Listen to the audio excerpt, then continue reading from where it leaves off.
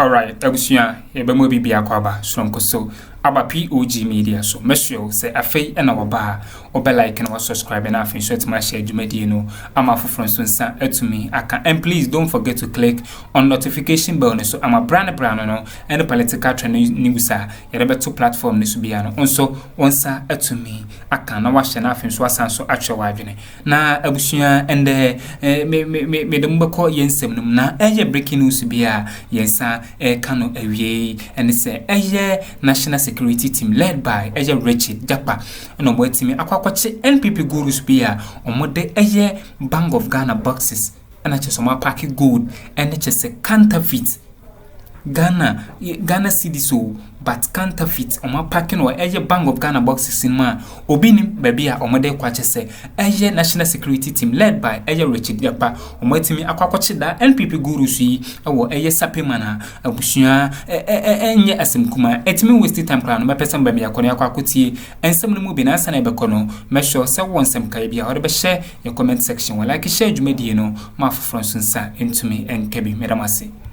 kuma osanko monko a na oso munya no mu musika ne ade agum no ene akokọ piemu e wo ade se omutwa counterfeit na ndi omasesa na package no kama they said ya aye Bank of Ghana sika pepe na ndi so mu de na musa enye asem kuma se we no akokọ ye ensema isa Ghana for do na apusa se okopiemu e wo a na se nioma enkoye no enye asem kuma na sansem no owura Ǎřřesťeď Japa ono na se odi animum na sa operation etimi ekoso wa kire papa sanya nsem kuma sade se ayowura Ǎřṛesťeď Japa eka ne nsem omro mutu anamo ne nsem trofo ekopiemu awo Sapeiman na se nipa sanka dan uncompleted eso na yenim se dan ye wieye nipa bi asi se battery doctor ne de eka kan obi asie ne mu ya adwuma na sa wo wura dan ma ne ma ekoso no enye asem kuma se nsem bo ne pa na ekoso ewo mu na sansem nipa do na na akiro madwene ewo ho ene ntie be kwa amano so na yani owura Ǎřṛesťeď ayakumado onum de pa ewo bambon semu na ye no atwe nkomo ewo sansem ho na ye busa se de akwe no ensunsuanso ben na enya ewo oman Ghana bambon sam ana fesika sam so diane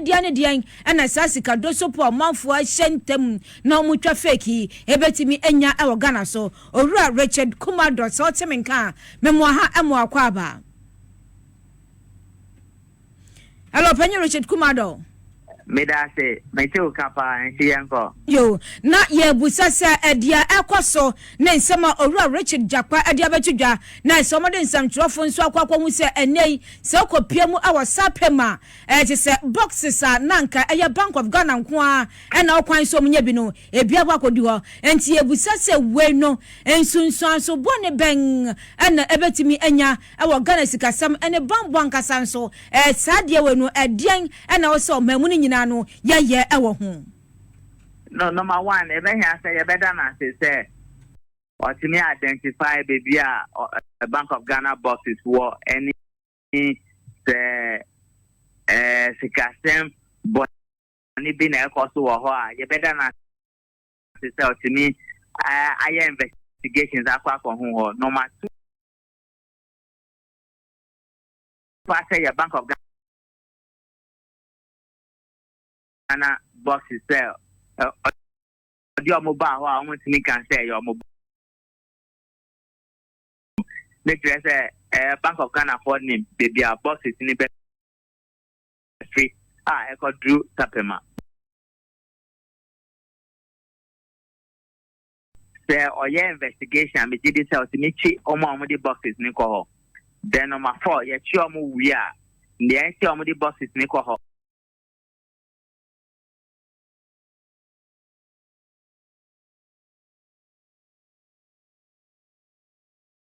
And it's to me, boy, me video no na me say on somebody call court and she ever can say investigation very great. Evidence to be on the call court. Somebody call court then we'll wait and see the outcome of the court procedure. But overall, a very good asset. Oh yeah. Okay, na weno eba ya no na Ghana for do na na ka nsem wo mu se bia sika no kura no mpo no se edi ka no omdi kan ko santem ho na ekoje gold bar bi ni ade se beto dwa se fake na Ghana for no ngi ni se bia na mo mutu no eya de mu da ho kroje nti we na ba ne sa no ebe ma Ghana for ajomadi na support a ewo se de mo no omatimi anya de ayadwuma no abo Ghana nyoma bi ho ban ana. No, we're more investigators. Here any support from any Ghanaians. Number two, investigators. They don't care about what any Ghanaians say. What they care about is to do the job and do it properly. What they care about is that they have done investigation and have succeeded in unraveling some level of truth. Point number three is very important. It will be important to link the first investigation on gold bars, no. A link to this particular investigation. So you're different things there, then the dynamics are different. So you're the same things too, then the dynamics are different. But no matter what it is, they are investigated. And your my boss said they are be able to investigate it, and they have gotten some, crime evidence against Omamuya side. What is left is for them to submit the evidence to the Attorney General. Then Attorney General take it to court. But it has nothing to do with the general public, whether they need a support from them or not. They don't really need that. All they need is motivation and the resources to get a job done. And exactly what they are doing. And based on this, yebetimi aka say, na previously, na one in charge, all my year you man sadia safatana. No, you can't say that. This is Richard Jakwa, who is a director of operations at the National Security Secretariat with a mandate to go on operations. One of the operations that he gets involved is investigation. The other operation is about sex. The other operation is about arrest. Is he doing the job? Yes. Is he doing it by the way they want him to do it? Yes. Is he doing it to the satisfaction of those who appointed him? Yes. If there are issues with it, Omo appointing him, they will be the first person to tell him, until that is done, let's encourage him to do the job. And that's the way it's supposed to be. Yo ora Richard Kumado yabada se wajebre na woni akasa wasansem eho ani amuti ayo panya ebabambo nsema wadomo sukoye enumde ewo ho ora Richard Kumado na yene no etwe nkomo ewo nsama esa abeda bonten apiadwa nsama na hye ehye sumase a esa miribi atwom akoso nei nyame nchaade wo ati se edi sumase dwaboni ni nyina no omo so apa ewo bedwoma Ghana fo nso hu bi honkomo na yedi yi yentu so na wo my Ghana mu ensema hodo eto todwa na epiepie no edoso pa ben na kakra nie no na manebo beto dwa se kopie mu kotoka international airport a ewiem hya hodo mienu bia belande hodom a kire se wom konkosha wo kire mu anubone ahodo koken ni sika hodo bi na egusa ewiem hya hodo mienu no emo na sanse bo nyina enkoba pani a wono na oboro mo mrahye defense na first interior committee wo ye ranking member so odbonyafo intim Reverend John intim fodwo en wode sa ensemi betu dwa chese na wo bo abanye tiso so bo se sa wiem hya hodo mienu no a ebepie mu okotoka wiem aban no enim hu bi no bone ahodo bi a na ewo bani techre mampani yesa sa na tie de ra intim fodwo wo no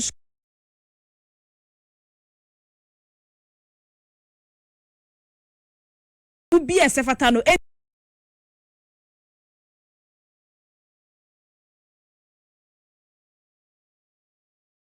na sansamina doctor kwesi enin ya wono yeka asumdwei ne ehonsam a wakasa fa ho pa wono na ya director of academic research wo Kofi International Peacekeeping Training Roberto Dwa watch say sansam no ababede ye chese okoko ahodo akoso money laundering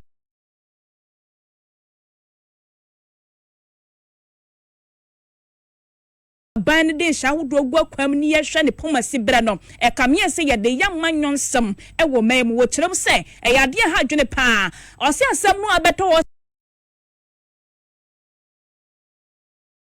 sana yasam ketuo wi asam ansa nyina da ani tua bi eti se bibi sa ba ne yesusu se even John intim fodwo wo ka no wo mu ana nka yehwe ne yenya botre ne yedi nhwemu ma ne yehu asam ne pomasi bre na yehwe ne yedi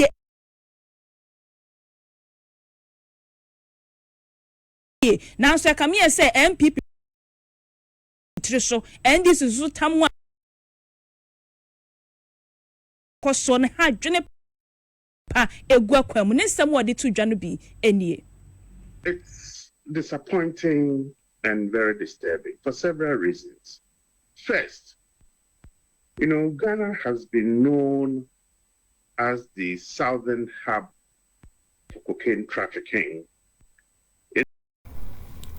Alright, obusuyantin semno will be ekokoti na chese National Security Team omotimi akwakoche NPP gurus bia omode eye Bank of Ghana boxes omapaki gold ene counterfeit woman obinim baby omode kwa chese enye National Security adaroma na chese nkankofoi eni baby ha da counterfeit ene gold yi NPP gurus yi edeko na obi begusa se na Bank of Ghana boxes mpodie eside na nkra etimi yusu abusuya eno nso ye story for another day na me sadem betu fa akọ eye foreign affairs minister okudato ablakwa na so ya chese odin semi ababetu da efa vice president Jin na opoku ajiman na yare ensem ho wo chese sisi maame no yade ha ne ho ed na papa pa chese or responding to treatment enti da rumors na enanam social media se maame na wu no enya de anokra bia wo dansem ne ma chese okudato nso nsem a ode tu dwane de na chese eye ni jinsem ama Ghanaians enya asem comment me pesa mbam yakone akwakotie ebra eye okudato ablakwa foreign affairs minister ode ne nsem tu dwa In which about 13 to 15% of all cocaine used in Europe previously passed through Ghana. So we have the infrastructure, the networks, the storage, the facility, the protection, racketeering procedures,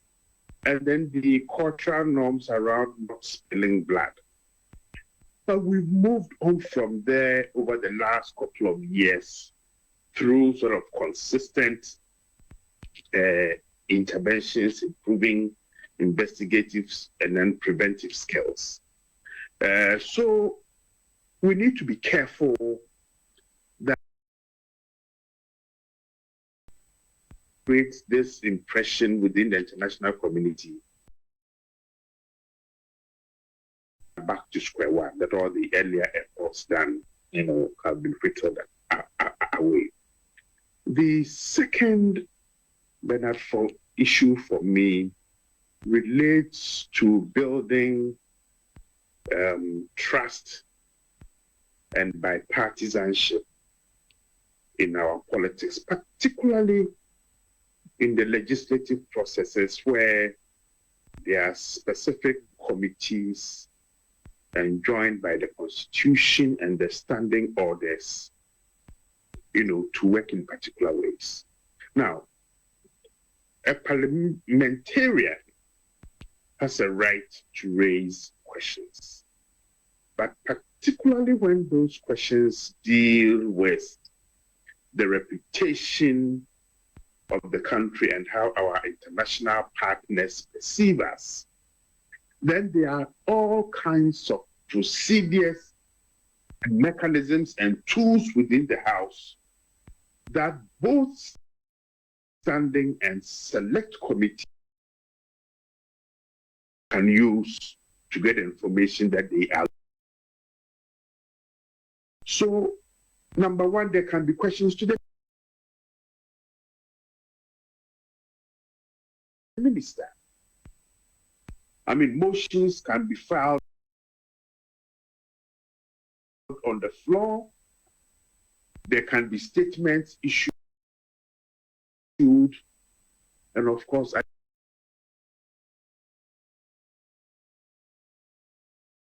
reports. And then there can be visits, follow-ups. And in this particular, especially when Parliament is on recess, prevents us from going through the speaker and calling the committee back as a matter of national urgency. Dr. Kwesi Enin ena yatene wane ensem trofo etwetwe enkomo na yakọ ensem from na aswafo hwe amonone ensem so owura to ablakwa ade atudwa na wahye ganafo nyina na oba wabua wase enche bia ganafo ye vice president ayobenfo na opoku agima ye besen huni biam wo mangan mese nyamiadom ye ne kokobua age arhwe ema no ne ho ya panse de nipa bi keka age se eye akekakekafo de omuka ne nyina no enya de ose de asokorema esanse nyamiadom ne ho ya enche bia no obesan aba omemu biam na enu achi wasanso akirem se se enche bia nso no one mpanyimfo nso behia na jidia memu no so no o mehwe siesie na abohoban hede ama omeyi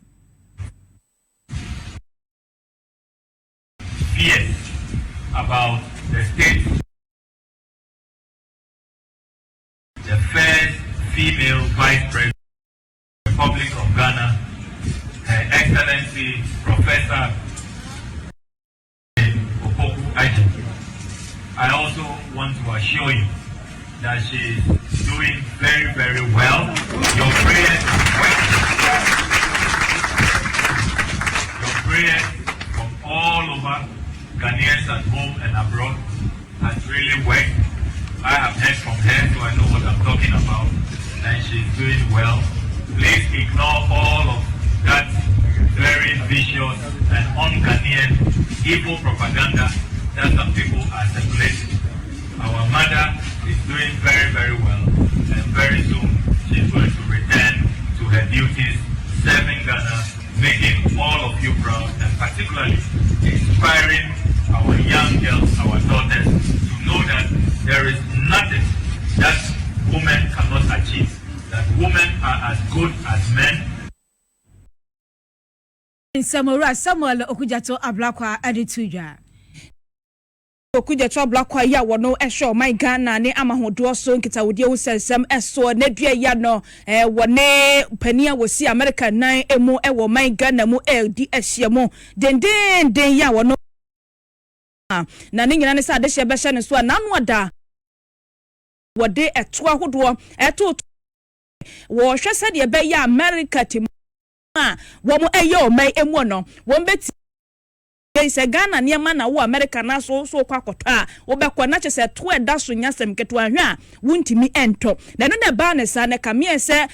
kasaye bebre akoso anase nsem bebre akoso afa ho ama man Ghana se no panifo gu so omtutu ne sira ne abasa hwe se sa tariff ya Donald Trump edi ato man Ghana so anya bia no edi sunsun so bone be bro man dwadifo ya wo edi dwa wo mo no ne anase be kɔ ne sen na no ene na dua ya no wo mwanyafo sam okuje to blakwa wo ne Mame Virginia Palmer edi ahyemu a wo mo hwe ato kese na moto bia hodo bia wo se wo mudi gu akwamu na sa 10% yi ho asem wo hwe eka na ye etumi eto ye no wo ma hwe de ho enkomodie agu akoma nya bia sadia aba ni sei no o man Ghana economy adwadie mu nsem se wo man adehye ede niema hodo ekọ US mamu akọkọ dwa no ede sunsunsanso bi beba na aboni beba na se de papa beba ni nyina no wo mbehwe na wo mo aka ho asem na wo hwe sa adwuma ya ekoso ya anase nhyiamudie ya wo soafo be de eche ya wo hwe adwadie eni fidi dwuma eso wono soso watimu bia wo mo hwe animanim ya na wo mo aka na gya ya hwe o man Ghana sane be ya de abai no o chena bi ne enkofa nsunsanso boni bia entimi emfa emrenti abre ye nhyiamudie ne ekoso no ya mane bofo ahodo eni edi ekira de betofo mu bia no ye kase ebu ahodo mu no ye di mu nsem ebeba abesomo yanto aso na yanko aye ansam from na aswafo hwa kwantempan eno nsam so dwumadie hade atudwa na wachrem se nenu okopiemu ewo aye takwa agoran kwanta ene je se aye mpaso aso takwa do kwantempan na sebia kwane siase ne yasem kuma ne nyina nse so manfo atwe bauxite ne manganese efaso ne ade no enam so me se kwano ne ade nyina no entimi enkoye aninti wasere se nenu wosi atimi hwe na ya kwan no yesiesie ne timi eboa na nsema yewura aye governance kwame agbeja ade tudwa no ebi eni fruits in our country. And it's been, like many other roads, have been in very deplorable state. Takoradi has a history of being pivotal in our development. A lot of things happen in Western region here, and the road network, even within Takoradi. All right, Abusia, it teaches winning some a course our political highway in Swatese. National security team led by Ǎřřesťeď Japa or Motime as sports NPP gurus be Akuffo with BOG Bank of Ghana boxes Achesia packet counterfeit and the good ma Abusia enye asem kuma chese okuja tabla kwanso aba the good news abre ya oche se Ghana vice president Jane Nana Opoku Ajeman Mameno or responding to treatment Mameno who had the papa pointed that rumors are and then social media and the oversaw phone say a vice president a woo vice president I say no and yano cre Nina a forcing such according to a okuja tabla kwa Mameno na who had na or responding to treatment in Tebusham the Messian Madam as some penny and you could in some echo so our political highway so aha POG Media Meramasi.